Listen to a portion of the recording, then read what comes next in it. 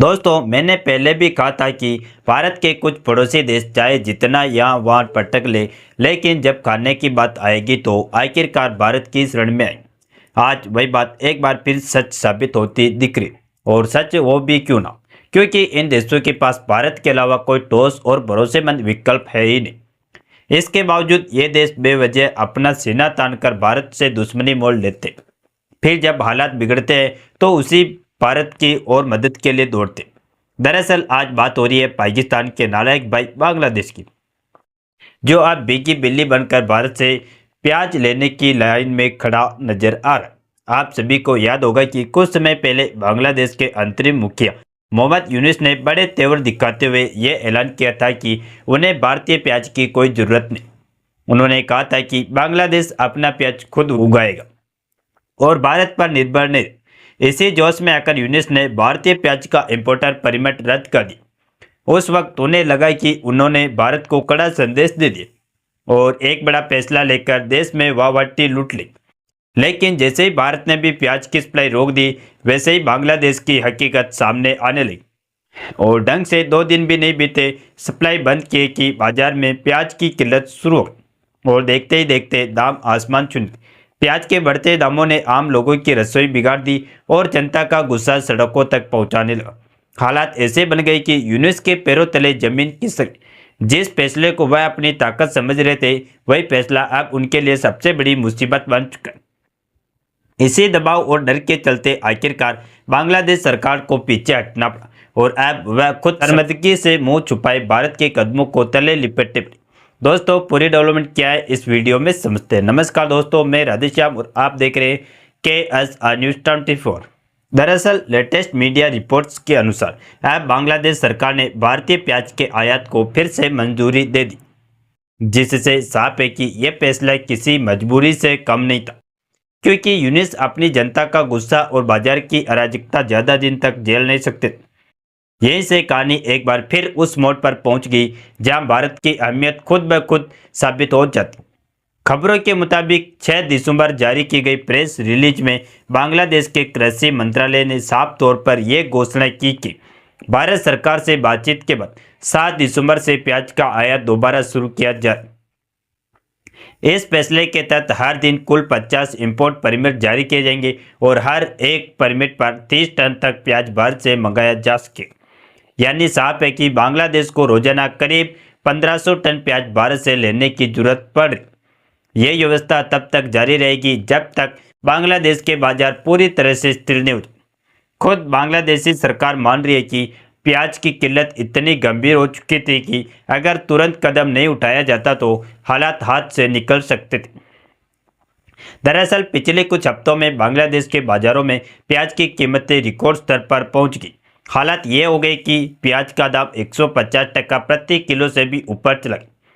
मध्यम वर्ग और गरीब परिवार के लिए प्याज खरीदना मुश्किल हो गया। रसोई का सबसे जरूरी सामान अचानक लग्जरी बन चुका। यही वजह थी कि आम लोगों में गुस्सा तेजी से बढ़ रहा था और सरकार के फैसलों पर सवाल उठने लगे। बांग्लादेश के कृषि मंत्रालय ने खुद स्वीकार किया कि यह संकट स्थानीय उत्पादन की कमी, गलत नीतिगत फैसलों और आयात में देरी की वजह से पैदा हुआ। यानी साफ शब्दों में कहा जाए तो यह पूरी तरह से सरकार की खुद की बनाई हुई समस्या थी। लेकिन जब हालात बेकाबू होने लगे तो उसी भारत की याद आई जिसे कुछ समय पहले तक अनदेखा किया जा रहा था। सरकारी आंकड़ों के मुताबिक बांग्लादेश अपनी कुल प्याज जरूरत का एक बड़ा हिस्सा आयात से पूरा कर और इसमें भारत की हिस्सेदारी सबसे ज़्यादा रहती। भारत न सिर्फ सस्ता प्याज देता है बल्कि सबसे जल्दी और स्थिर सप्लाई भी सुनिश्चित करता है।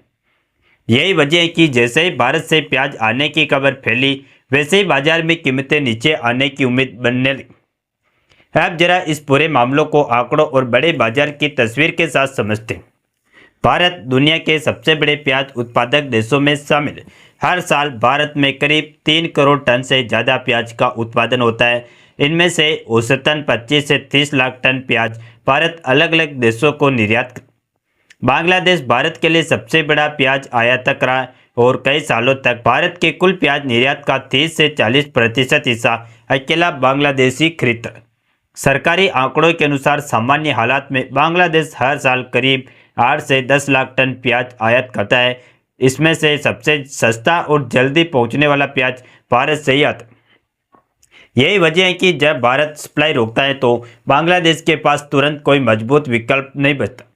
म्यांमार और पाकिस्तान जैसे देशों से सीमित मात्रा में प्याज मिल सकता है, लेकिन वहाँ उत्पादन कम है और सप्लाई अनियमित रहती। अब अगर चीन की बात करें तो चीन प्याज जरूर पैदा करता है, लेकिन उसका ज़्यादातर उत्पादन घरेलू खपत और प्रोसेसिंग इंडस्ट्री में चला जाता। जो प्याज एक्सपोर्ट होता है वह भारत के मुकाबले काफ़ी महंगा पड़ता है।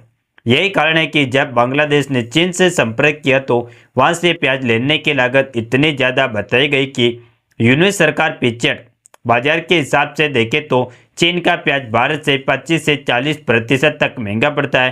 भारत की ताकत सिर्फ कीमत में नहीं बल्कि सप्लाई चेन में भी है। भारत से बांग्लादेश तक प्याज पहुंचने में ज़्यादा समय नहीं लगता। ट्रक और रेल के जरिए कुछ ही दिनों में माल बाजार में उतर जाता, जबकि दूसरे देशों से प्याज मंगाने में समुद्री रास्ता अपनाना पड़ता, जिससे समय भी ज़्यादा लगता है और नुकसान खतरा और बढ़ जाता है। यही वजह है कि बांग्लादेश जैसे देश भारत पर निर्भर रहते हैं। अगर पिछले कुछ सालों का रिकॉर्ड देखें तो जब जब भारत ने प्याज निर्यात पर रोक लगाई तब तब पड़ोसी देशों में हड़कंप थे। श्रीलंका हो, नेपाल हो या बांग्लादेश, सब जगह दाम तेजी से बढ़े। भारत जैसे ही निर्यात खोलता है वैसे ही बाजार शांत हो। इससे साफ पता चलता है कि दक्षिण एशिया की खाद्य सुरक्षा में भारत की भूमिका कितनी अहम है। इस पूरे घटनाक्रम से एक बड़ी बात निकलकर सामने आती है, राजनीतिक बयानबाजी और दिखावटी फैसले जमीनी हकीकत नहीं बदल सकते।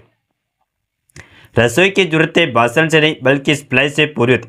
बांग्लादेश को आखिरकार वही करना पड़ा जो आर्थिक तौर पर सही था, यानी भारत के साथ बातचीत और भारत से आया। वैसे भी अगर बांग्लादेश की मौजूदा आर्थिक स्थिति पर नजर डालें तो तस्वीर और भी ज़्यादा गंभीर दिखाई दी। बांग्लादेश इस समय भारी कर्ज के बोझ तले दबा हुआ है। अंतर्राष्ट्रीय संस्थाओं के आंकड़ों के अनुसार बांग्लादेश पर कुल विदेशी कर्ज 100 अरब डॉलर के आसपास पहुंच गए। IMF और वर्ल्ड बैंक से लिए गए कर्ज की किस्त चुकाना सरकार के लिए लगातार मुश्किलें होता है।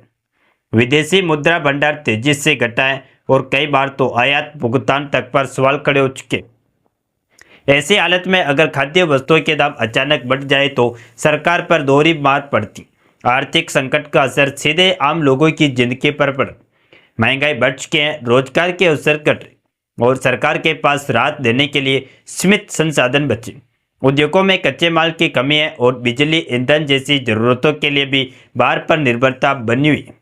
हालांकि खबरें बता रही हैं कि राहत मिल रही है और सरकार को भी थोड़ी सांस लेने का मौका मिला है, लेकिन यह पूरी कहानी आने वाले समय के लिए एक सबक भी है कि भारत से दूरी बनाने की कीमत कितनी भारी पड़ सकती है। अब सवाल आपसे है कि बांग्लादेश के इस यूटर्न पर आप लोगों का क्या कहना है।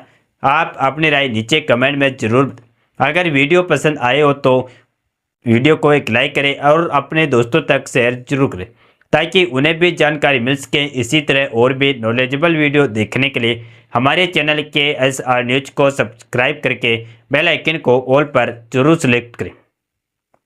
जय श्री राम, जय जय भारत।